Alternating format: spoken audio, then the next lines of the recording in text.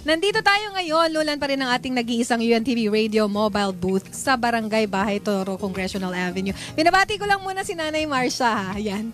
At saka si Tatay Robert, saka yung mommy ko. Kasama ko kasi ngayon si Gloria Buenaventura at ang bunso kong anak si Sejan Roger Perez. Okay, usapang health tayo mga kasambahay. At dahil nga po this January ay magaganap din ang awareness, Goiter Awareness Week. Tanungin nga natin kay Doc JM. Kasama natin ngayong umaga ang magsasagawa po ng libreng consultation para po sa mga kababayan nating malalaki ang leeg, yung may bosyo na tinatawag or may goiter na tinatawag. Ang ating one of the hosts ng programang Doctors on TV. Ayan na. Dr. JM Ko, good morning! Good morning, Ate Nen. Good morning sa lahat na nanonood this morning. Hello, hello. Yes, very nice to see you on the very first Tuesday of the month. Yes. Diba every Tuesday of the month, first Tuesday of the month, nandiyan ka naman sa clinic, diba? Yes, Ate Nen. Every first Tuesday of the month is thyroid clinic. Is So, thyroid. libreng consultation sa mga pasyente na nangangailangan ng consultation for thyroid problems. Yes, at para sa kaalaman din ng ating mga kasambahay, hindi lamang consultation ang binibigay ni Dr. JM, pati ang libreng biopsy na siya mismo ang nagbabayad. Thank you so much. Isa kasi yan sa mga public services mo, Yes. di ba? Of course, thank you to Dr. Janeline D. who does our biopsies for a very, very low cost. Yeah. Murang-murang singil ni Doktora. Oo. Pero sa atin, sa mga pasyente natin, walang bayad. Wala, di ako ba? ang nagbabayad. Yun yun! Para sa biopsy nila. Ay, napakapalad ng ating mga pasyente. And this morning also, mga kasambahay, meron tayong isinama na isa nga pong pasyente dyan po sa clinic ni Kuya. No, doctor, siya po ay galing pa ng Marinduque Province at pumunta siya dito sa Metro Manila. Magpapacheck up sa ating kasamang doktor dahil malaki nga po ang kanyang leeg. Ito na po ang ating kasama, ang ating kasambahay na si Ate Miraflor Lambot. Pero matigas yung leeg mo, no? Joke lang! Batiin mo muna ang ating mga kababayan sa Marinduque. Una-una po sa lahat, maraming po salamat sa Diyos dahil nagkaroon po ako ng pagkakataon na hindi ko po akalain talaga na mapupunta ako dito sa telebisyon. At mapapatibig ka, di ba? Opo. Hindi kasi maganda, doctor. Very good. And thank you so much. No? At naisama natin, salamat na marami sa Diyos, nasama natin si Nanay Miraflor. Para, nanay ka na nga ba? Opo. Okay. Kasi batang-bata pa yung itsura mo. Opo. Anyway, kasi para maka-relate yung mga nanonood, patungkol nga dito sa paglaki ng bosyo. Kasi most of the time, pag hindi pa lumalaki ng ganyan, hindi pa sila nagpapa-check up sa doktor, di ba? So, ang layon po ng ating topic ngayong umaga, pag-uusapan po natin yung goiter, para dun sa mga kababayan nating umpisa pa lang pong nakakaramdam ng mga early signs and symptoms, ay agad magpa-check up na sa mga doktor. But first, let's talk about goiter, doctor. What is goiter? So, goiter is any enlargement of the thyroid gland. Kahit anong paglaki ng thyroid. Kung malaki yung buong thyroid o kahit may bukol sa loob, goiter na rin tawag dyan. Sa Tagalog, bosyo ang tawag Bosyo. natin. Oo, maraming tawag dyan bosyo, di ba? At particular dito kay Ate Miraflor, no? Alamin nga natin kasi nakikita ko, doctor, very visual na yung paglaki niyang leeg niya. Tsaka payat siya. Very large talagang leeg niya. Dati na siya talagang may goiter. So, pinapacheck up na rin niya dati. Dati nagagamot na rin siya, pero na-stop. So, it's a very large gland. Nakakapa yung buong goiter. Yung iba maliit pa, halos din nakakapa eh. Oo. But sa kanya, both sides, very, very large. So, ibig sabihin, dalawa ba ang goiter, doc? Technically, isang thyroid pero it has two lobes. Parang two siyang butterfly-shaped gland dito sa leeg. Okay, it's a small gland just under the skin. Wala siya sa loob ng lalamunan, magkaiba yung lalamunan, magkaiba yung daanan ng hangin. Nandito lang siya sa ilalim ng balat. So, nasa harapan siyang side. At nasabi mo na yung kay Miraflor, kay Sis Miraflor, ay dalawa. So, posible na isa lang yung pwedeng lumaki sa bosyo or sa goiter. Yung ibang patients, isang side lang ang malaki. Okay. In her case, both of her lobes are enlarged. Wala siyang bukol, malaki lang talaga yung buong thyroid niya. Matagal mo na ba yung napansin? Matagal na po. As- 2007 pa po simula lumaki. Ganon. So, 2015, nag-decide ka magpa-check up. Opo. Ayan. Pero alam Napapagod na po ako. Napapagod. So, Nakakapagod na po. Yung mahirap pong huminga. Madaling mapagod. Nangingimi ang katawan. oo. Tapos nangingilig ang katawan. Ang hirap po. Tsaka Hirap payat na siya, nararamdaman ko. payat siya. We interviewed Miss Miraflor kanina. She has the symptoms of hyperthyroidism. Or in her case, Graves' disease na eh. Yung klaseng hyperthyroidism na kasama na rin yung mata. Pagkakasama na yung mata, Graves' disease. Graves' disease. Bakit naman Graves' disease, Doc? Kakatakot kasi yung Kay Graves. Dr. Graves. Si Ah, Dr. Graves ang nagano. Okay. So, yung mga symptoms ni Miraflor, nangangayayat, mabilis mapagod, naiinig yung kamay, Miss Miraflor. Lumalabo diretso po yung- ang mata ko. Okay, so you can see her hands really shaky. Oo nga. So yung bang patients, napapansin nila pag nagsusulat sila, nanginginig na yung kamay. Akala nila normal lang eh, pasmado lang. Pero actually, it's a part of the hyperthyroidism. Yung heart rate niya, very fast. So pag kinuha ang pulse niya, mabilis na mabilis. Yes. Apektado na rin yung puso niya. So when we auscultated her, irregular na ang tibok ng puso eh. Wow. So yan ang problem. Hyperthyroidism, because of the too much thyroid hormone, will cause complications. Pati sa heart. So, ang posibleng complications, pagkatulad niya, 2007 pa siya nakaramdam, tapos 2015 magpapacheck up.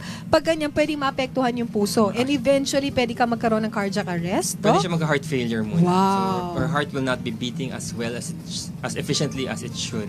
Okay. Yung pagluwa ng mata niya, doctor, noticeable na rin. Yes. Kasi ang laki na ng mata niya. Is it possible na pagka nagamot natin yung kanyang thyroid, ay magbalik yun muli sa normal? There's a chance mag-regress siya ng konti, lilit ng konti, but not all patients. Some patients have permanent eye disease na from the hyperthyroidism. So for cases like her na medyo na would you say nasa medyo late stage na yung kanyang hyperthyroidism? We hope we can still reverse the effect on the heart. Okay, there's still a chance na yung heart rate niya maging regular na ulit with treatment, but not all patients. So pag hindi natin ma-reverse yung problem sa heart, we also have to treat the heart problem. So what kind of treatment would you recommend for her, doctor? Initially, tablets lang naman tayo. So, oral medications for the Okay. hyperthyroidism. Later on, we can consider more permanent treatments. These include radioactive iodine therapy, tutunawin yung thyroid niya para hindi na siya mag-overproduce ng thyroid hormones, or surgical. We take off the thyroid gland through surgery. Okay, so saka na yung surgical. So papaliitin niyo muna. Kasi ang alam namin, doctor, Tablet muna. pagka may bosyo, kaya takot yung mga kababayan natin eh. Ang alam nila, pagka malaki yung bukol, may bukol sa leeg, kaagad surgery. Hindi pala laging ganon. Not necessarily, So, Okay. in her case, malaking thyroid niya, pero wala siyang bukol. Malaki lang yung buong thyroid. It's just overproducing thyroid hormones. Before we can do surgery, we have to stop it from overproducing thyroid hormones kasi Alright. baka magka-complication during surgery pag inoperahan siya at this stage. Oo, isa pa rin concern ko, Doc, pwede palang malaki rin yung thyroid, tapos at the same time may bukol. Magkaiba pa yon? Pwede. Pwede. Okay, so, tama yung sabi mo kanina, hindi lahat ng may bukol sa thyroid ay kailangan operahan. Okay? Usually yung mga may cancer lang talaga. Yung mga very large na nahirapan ng lumunok or huminga or kung nagbabago na yung boses. Okay? Katulad yung mga nararamdaman niya, doctor, like yung panghihina, yung pagod, no? Nabanggit niya, ang payat niya. Alright. Pagka po nag-start na siya ng treatment, yung pag-inom medications, pwede ma-reverse lahat Yes. yan? So, she will improve if the easy fatigability is only due to a thyroid problem. Okay. Ngayon, if it's also from a heart problem, tapos hindi natin na-reverse ang heart problem, pwedeng mas mahirap i-reverse yan. Yung bang thyroid medicines, doctor, can you consider that eventually, pag nag-take na siya, maging lifetime medicine niya na? About 40% of patients can be taken off thyroid medications and then Okay. they go into remission. Hindi sila nag-relapse. For a while, for a long time, wala silang gamot. But only 40%. About 60% will still need longer treatment. Yan yung mga kailangan natin tunawin. Okay. Yung mga medicines ba niyan, na yan, doctor, hindi masyadong masama sa kidney? Hindi naman. Oo. Kidney safe. Especially the first drug of choice is called methimazole. Yan talagang first line drug.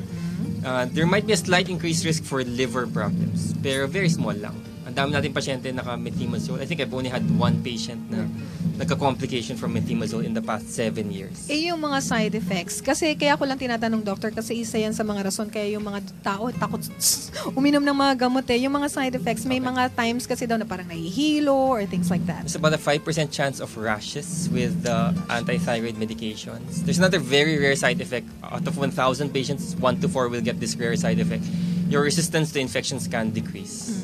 So, but very rare. Again, out of 1,000, only 1 up to 4 patients will get this side effect. Bihira naman. Alright. Good. At pagka nag-start na ng medication si Ate Miraflor, ano naman, meron ba siya mga pwedeng hindi na gawin or dapat niyang gawin para ma-maintain niya na maayos na yung bosyo niya na tinatawag Kailangan mo goiter. tuloy-tuloy yung paggamot at Aha. pag-check up, pag-follow up. May mga bawal bang kainin? Kasi naririnig ko, doctor, pagka daw may goiter, bawal ang cabbage or things like that. Dati akala natin ganyan, no? Pag kumain ng mga cabbages, ang mga root crops, lumalaki yung thyroid, hindi naman. Hindi naman. And once she has started on methimazole again, walang restriction sa diet. Alright. There's no need to avoid seafood or there's no need to avoid any other kinds of foods. Okay, for more information, of course, patungkol sa thyroid, you can always contact Dr. JM ko.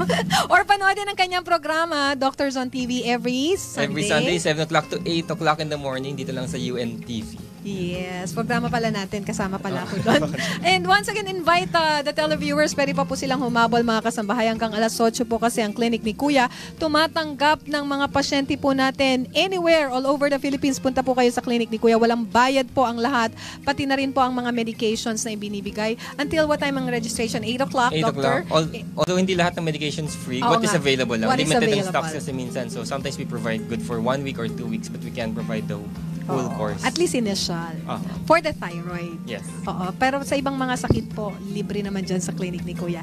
Ayan po mga kasambahay, kung mamimiss out nyo po si Dr. JM ko ngayong araw po ng Tuesday, ay magbabalik naman po ang kanyang grupo, dyan sa clinic ni Kuya every first Tuesday of the month. Huwag nyo po yung kakalimutan.